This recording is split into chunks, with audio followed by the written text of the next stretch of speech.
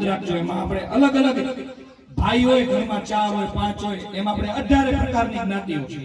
દરેકનું મગજ 2 ભાઈ હોય ને સરખા છતાં પણ અલગ ચાલતું, પરંતુ ઘરમાં કેમ સંપીને રહેવું ને એ જવાબદારી ભાઈઓની કેમ હોય એવી રીતના ગામના આપણા દરેક સમાજની હોય છે. યાદ રાખજો આપણા ઘરને કેમ આપણે જાળવી રાખવું એ દરેક આપણા સમાજના દરેક ભાઈઓની જવાબદારી હોય.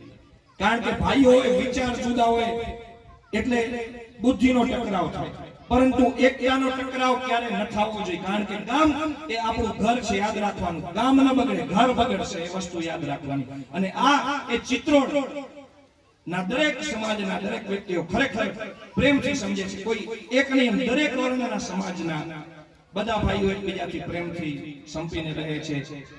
અને હવે હું બધાને અહીંયા આવીને મને વારંવાર કહે છે કે આમને કયો, આમને કયો, આમને કયો, બોલે પણ આપણે બોલતા નથી, એટલે એનું તારે જ બોલવું પડશે.